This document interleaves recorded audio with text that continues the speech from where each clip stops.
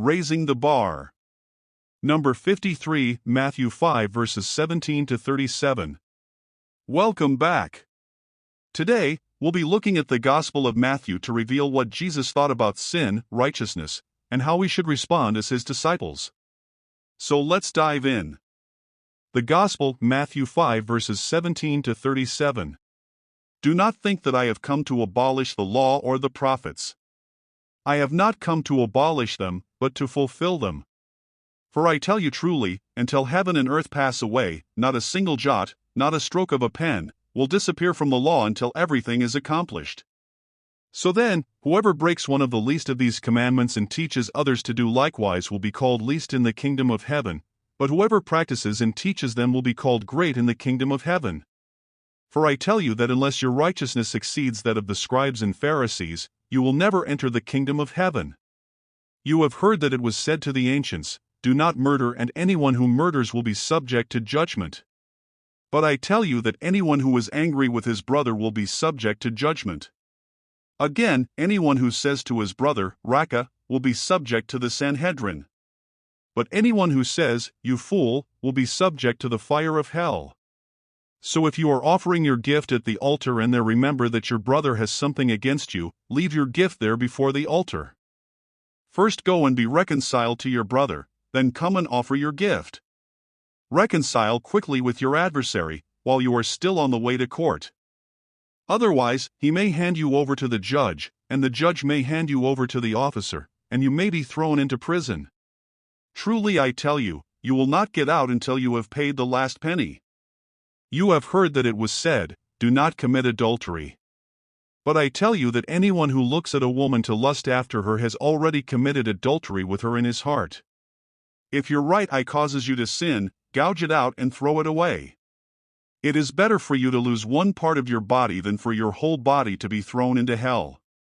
And if your right hand causes you to sin, cut it off and throw it away. It is better for you to lose one part of your body than for your whole body to depart into hell. It has also been said, whoever divorces his wife must give her a certificate of divorce. But I tell you that anyone who divorces his wife, except for sexual immorality, brings adultery upon her. And he who marries a divorced woman commits adultery. Again, you have heard that it was said to the ancients, do not break your oath, but fulfill your vows to the Lord. But I tell you not to swear at all, either by heaven, for it is God's throne, or by the earth, for it is his footstool, or by Jerusalem, for it is the city of the great king. Nor should you swear by your head, for you cannot make a single hair white or black. Simply let your yes be yes, and your no, no. Anything more comes from the evil one. My thoughts. Can you imagine hearing Jesus preach this sermon without any knowledge of the redeeming work he did on the cross? I have to be honest, it would have completely bummed me out. Why? Because Jesus raises the bar so high here, I would feel completely demoralized. I mean, if I even think about sinning, it's as good as done. Anyone that's really in touch with their current reality and has been honest with themselves would be declaring with the Apostle Paul, what a wretched man I am. I want to point out two truths that should both encourage and challenge us. First, by his grace, I have become the very righteousness of God. And second, his grace does not let me off the hook for obeying him. Disclaimer, the Apostle Paul does a much better job of explaining this than I do, so read Romans 1-11. Ever wonder how in the world you'll ever rise to the level of righteousness Jesus is talking about here? I mean, to achieve the righteousness of the religious leaders is one thing, but later Jesus would actually say, be perfect as your heavenly Father is perfect. Matthew 5 verse 48. I know when I was a babe in the faith, I would strain toward this high bar of holiness, only to fail and be demoralized with my dismal efforts. Then I learned the theological truths behind propitiation, justification, and imputation. Now before we get all crazy with big words, let me break it down Barney style. You walk into the courtroom guilty as sin, and of sin. You stand before the judge who not only knows the law perfectly, he is also a witness to every single one of your crimes. You plead guilty and you're doomed. But then you ask for the lawyer named Jesus. He enters the courtroom and takes off his robe and clothes you with the very righteousness of himself and the judge, That's imputation, 2 Corinthians 5 verse 21. He then takes your place and serves the death sentence that you deserve and dies in your stead, satisfying all legal requirements for every one of your crimes. That's propitiation, 1 John 4 verse 10. The judge not only forgives your crimes but bestows on you the honor of becoming a part of his family and moves you into his home. He then goes one step further by depositing into your spiritual bank account all the riches of righteousness belonging to your lawyer. That's justification, Romans 4 verses 5 to 13. Asterisk, don't worry about the lawyer. He rises from the dead 3 days later and becomes the King of Kings. Now that should more than encourage us. We should be overwhelmed with gratitude for the love the judge and his son has shown us. And that leads me to the second point. Having experienced such great mercy and love, does it make any sense to go back to the old lifestyle of sinning willfully? Would we quickly forget the sacrifice made on our behalf and defiantly require His grace to cover us and live the way we choose? The writer of Hebrews has something to say about this. How much severer punishment do you think he will deserve who has trampled underfoot the Son of God, and has regarded as unclean the blood of the covenant by which he was sanctified, and has insulted the Spirit of grace? Hebrews 10 verse 29. So as wonderful as being a child of God is, the position comes with the responsibility to represent Him faithfully. Our actions will never merit our identity as justified children of God or get us into heaven, but it does not relieve us of our duty of walking in a manner worthy of the Lord. Matthew 10 verse 38, Romans 12 verses 1 to 2, Ephesians 4 verse 1, Philippians 1 verse 27, Colossians 1 verses 10 and 1 Thessalonians 2:12, 2 Thessalonians 1 verses 11 and 3 John 1 verse 6. So doesn't it make sense for us, who are secure in our position in the Redeemer Jesus Christ, to make every effort to strive, to reach out, to stretch ourselves toward the high bar Jesus sets in the Sermon on the Mount? We do this, not out of an attempt to earn our salvation, but to show our love to the one who bought us with such a great price.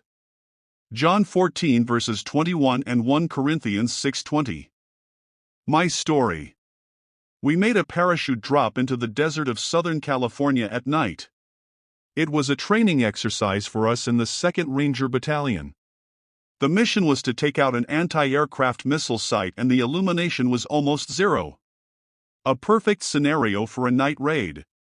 As I exited the C-130 and my parachute opened, that was the last thing to go right that night. Having made several night jumps, this was the darkest I'd ever experienced. Usually you can make out the ground, but I couldn't see anything. As I drifted down, I lifted my left leg to untie the securing strap on my weapons container and struck the desert floor. My right leg crumpled and the full force of the landing was absorbed by my right hip and buttock. I laid there in the sand in excruciating pain, thinking I had broken my hip. After several minutes, I decided my hip wasn't broken. I just had the worst Charlie horse in history. I stowed my chute and headed to the assembly area to meet my fellow Rangers. By the time I got there, they were gone. But I had my map and compass and proceeded to limp my way to the objective. I heard and saw the flashing explosions in the distance and realized by the time I got there, my unit would be moving to the helicopter pickup zone, PZ, for extraction. I plotted the PZ on my map and headed toward my unit, hobbling as fast as I could. Here I was, all alone in the desert, in severe pain, and thinking there was no way to make the extraction in time. The sun started peeking its way over the mountains and I heard the faint sound of the UH-1H helicopters flying low over the desert floor. I hobbled faster. I really didn't know how much further I had to go, but I could now see the line of aircraft inbound. Just then, my first sergeant popped up from his camouflaged position and growled, "Wood, where have you been all night?" I was never so glad to see another angry human being in my life. So how does my little war story relate to Jesus setting such a high bar for morality? It's all about identity and purpose. Why did I jump out of a perfectly good airplane in the middle of the night? Why, when I was injured, didn't I just lay there and scream for a medic? And why in the world did I endure the pain all night long, wandering in the desert all by myself? I was an airborne ranger. I was not only awarded the coveted Ranger tab for completing Ranger School, I was in an actual Ranger unit. I was a Ranger through and through. It was my identity. You can't take that away from me even if I hadn't done all that Hoa stuff that night in the desert. I didn't do it to secure my identity. It was who I was. I did it because I had a purpose. My purpose was to readily will I display the intestinal fortitude required to fight on to the Ranger objective and complete the mission though I be the lone survivor. Ranger Creed. My identity motivated me to achieve my purpose. That sounds like pretty noble stuff, but not even close compared to our identity and purpose as disciples of Jesus. Our identity is the children of God. Our purpose is to glorify Him. We glorify Him by representing Him well, just like Jesus did. We don't glorify Him because we want to earn our way into His graces. That is an oxymoron. Our identity was secured by Jesus. If worldly identity can make men sacrifice so much for their purpose, wouldn't it stand to reason that we, as children of the King, even more? Be secure in your identity. Excel still more in living a life that glorifies the King. Our action plan. As disciple makers, are we teaching the followers of Jesus about their identity and purpose? Here's some ideas to motivate us in that direction. Do a Bible study with those you are discipling on the identity and purpose of Jesus. Ask those you are discipling, what is your identity and purpose? Set a goal to be able to clearly articulate from the scriptures your identity and purpose. Don't try to separate the two, identity and purpose. Jesus didn't. Follow me and I will make you fishers of men. Matthew 4 verse 19.